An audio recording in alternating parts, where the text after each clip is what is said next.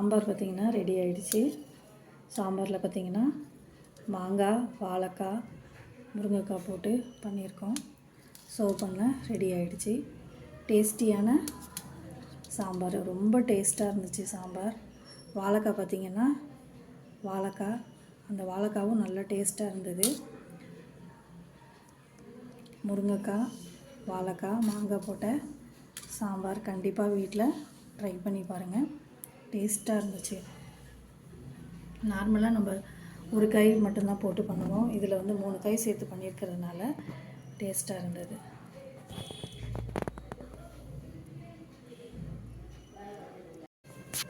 சாம்பார் பார்த்திங்கன்னா ரெடி ஆகிடுச்சு.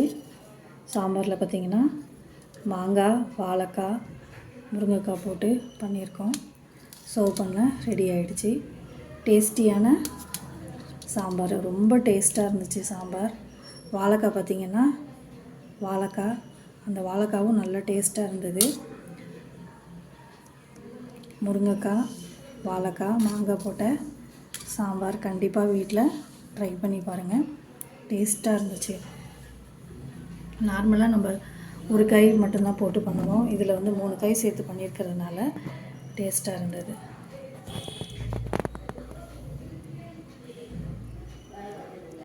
இன்றைக்கி வைக்க போகிறது பார்த்திங்கன்னா சாம்பார் தான். ஒரு 1/2 கிலோ துவரம்பருப்பு எடுத்திருக்கேன். சாம்பாருக்கு ஊற வச்சு எடுத்திருக்கேன். அதுக்கு பார்த்திங்கன்னா ஒரு 1/4 கிலோ முருங்கைக்காய் எடுத்திருக்கேன். அப்புறம் தக்காளி, ஒரு 4 தக்காளி, ஒரே ஒரு வாழைக்காய் சேர்த்துருக்குறேன். அடுத்து மாங்காய். அடுத்து இதுக்கு தேவையான வெங்காயம் பார்த்திங்கன்னா ஒரு 4 வெங்காயம் வந்து கீறி போட்டிருக்கேன். இந்த காய் அதிகமாக இருக்கிறதுனால நான் வெங்காயத்தை குறைச்சிட்டேன். சப்போஸ் காய் நீங்கள் கம்மியாக தான் போகிறீங்கன்னா வெங்காயம், தக்காளி வந்து நீங்கள் அதிகமாக எடுத்துக்கோங்க. தக்காளி இந்த அளவு காய் சேர்த்தாலும் சேர்க்கலனாலும் இந்த அளவு போதும். இது பார்த்திங்கன்னா உங்களுக்கு வந்து வாழைக்காய் வந்து உடம்புக்கு குளிர்ச்சி. இந்த வெயில் நாளில் நம்ம வாழைக்காய் வந்து துவர்ப்பு சுவை வந்து நம்ம சேர்க்கணும். அதுக்காக வாழைக்காய் வந்து ஒரே ஒரு வாழைக்காய் தான் எடுத்திருக்கேன். இப்போ வீட்டில் யாருமே வந்து வாழைக்காய் குழம்புல இருக்கிற வாழைக்காய் எடுத்து சாப்பிட மாட்டாங்க. அதனால் என்ன பண்ணுறேன்னா பொடிசாக கட் பண்ணியிருக்கேன். அடுத்து முருங்கைக்காய் பார்த்திங்கன்னா இரும்பு சத்து இருக்குது. அடுத்தது மாங்காய். இந்த சீசனில் பார்த்திங்கன்னா மாங்காய் நிறைய கிடைக்கும். அதனால் இந்த மாங்காவை யூஸ் பண்ணணுங்கிறதுக்காக சாம்பாரில் போட்டுக்கிறேன். நான் மாங்காய் சேர்க்கறதுனால புளி வந்து நான் சேர்க்கலை. இப்போ நம்ம எப்படி பண்ணலாங்கிறது ஸ்டார்ட் பண்ணலாம். சாம்பாருக்கு பார்த்திங்கன்னா பருப்பு போட்டு வெங்காயம், தக்காளி, ஒரு கைப்பிடி வந்து சின்ன வெங்காயம் மட்டும் சேர்த்து குக்கரில் தண்ணி ஊற்றி, அடியில் தண்ணி ஊற்றிட்டு அது மேலே கிண்ணம் வச்சு இப்போ இதை வந்து வேக வச்சோன்னே நம்ம அடுத்தது பார்க்கலாம். கடாய் வச்சு அதில் எண்ணெய் ஊற்றிட்டு எண்ணெய் காஞ்சதுக்கப்புறமேட்டு கடுகு போட்டுக்கோங்க. இப்போ பார்த்திங்கன்னா கடுகு நல்லா பொரிஞ்சிருச்சு. இப்போ வந்து ஒரு 4 ஸ்பூன் வெந்தயத்தை போட்டுக்கலாம்.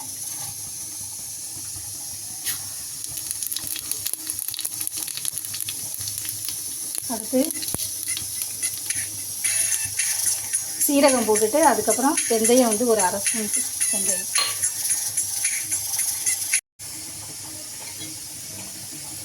எண்ணெய் ஊற்றி கடுகு போட்டு 4 ஸ்பூன் சீரகம் போட்டு வெந்தயம் ஒரு 1/2 ஸ்பூன் போட்டிருக்கேன். போட்டுட்டு அதுக்கப்புறமேட்டு கருவேப்பிலை இந்தளவு தாராளமாக எடுத்துக்க முடியுமோ இந்தளவு தாராளமாக எடுத்துக்கணும்.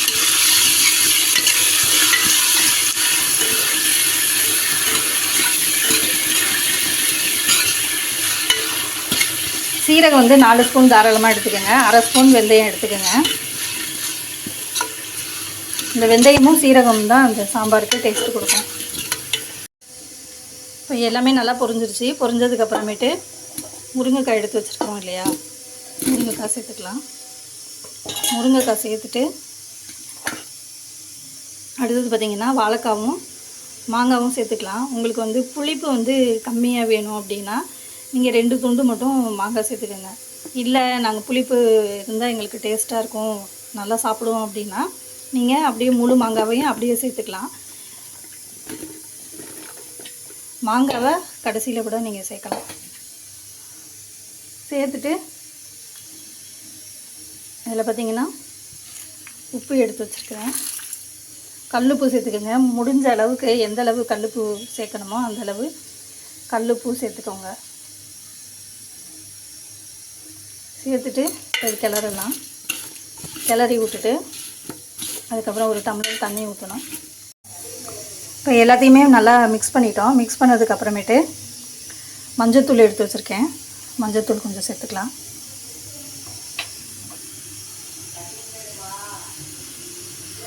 அடுத்து வந்து ஒரு 1/4 ஸ்பூன் பார்த்திங்கன்னா மிளகுத்தூள் சேர்த்துருக்கேன். அடுத்து மிளகாத்தூள் பார்த்திங்கன்னா ஒரு 5 ஸ்பூன் சேர்த்துருக்கேன் தாராளமாக.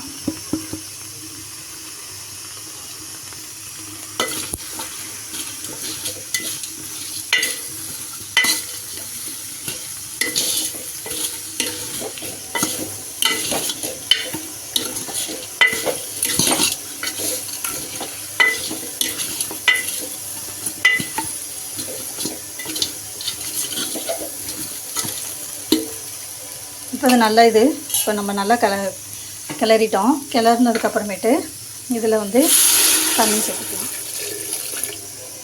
உப்பு போட்டாச்சு, மிளகாத்தூள் எல்லாமே போட்டாச்சு. கடைசியாக பார்த்திங்கன்னா மல்லித்தூள் பார்த்திங்கன்னா எந்தளவு தாராளமாக சேர்க்கணும் பாருங்கள். ஒரு 6 ஸ்பூன் மல்லித்தூள் எடுத்திருக்கேன்.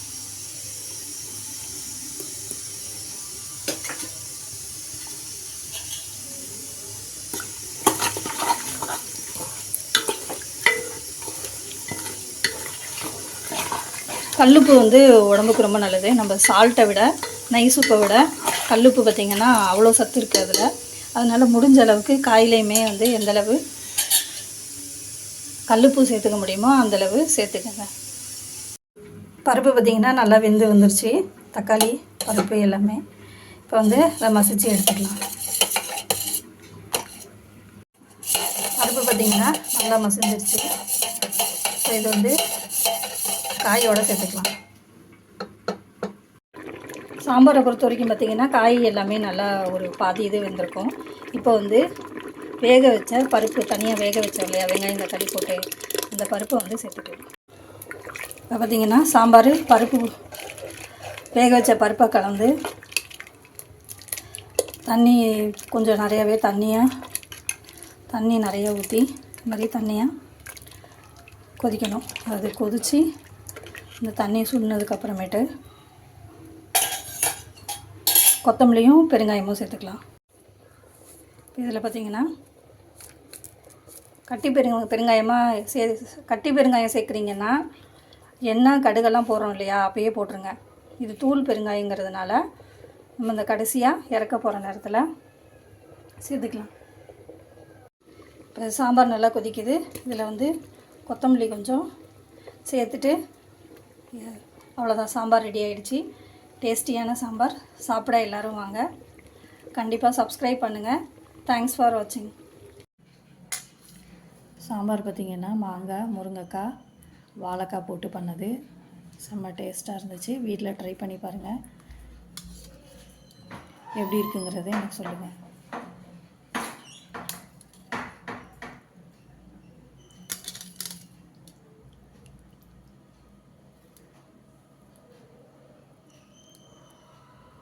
பார்த்திங்கன்னா வாழைக்காய், அடுத்து மாங்காய், முருங்கைக்காய்.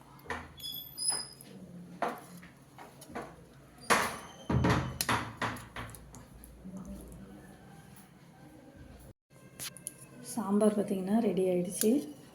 சாம்பாரில் பார்த்திங்கன்னா மாங்காய், வாழைக்காய், முருங்கைக்காய் போட்டு பண்ணியிருக்கோம். சர்வ் பண்ண ரெடி ஆகிடுச்சு. டேஸ்டியான சாம்பார், ரொம்ப டேஸ்ட்டாக இருந்துச்சு சாம்பார். வாழைக்காய் பார்த்திங்கன்னா அந்த வாழைக்காவும் நல்ல டேஸ்ட்டாக இருந்தது. முருங்கைக்காய், வாழைக்காய், மாங்காய் போட்ட சாம்பார் கண்டிப்பாக வீட்டில் ட்ரை பண்ணி பாருங்கள்.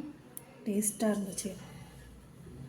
நார்மலாக நம்ம ஒரு காய் மட்டும்தான் போட்டு பண்ணுவோம். இதில் வந்து 3 காய் சேர்த்து பண்ணியிருக்கிறதுனால டேஸ்ட்டாக இருந்தது.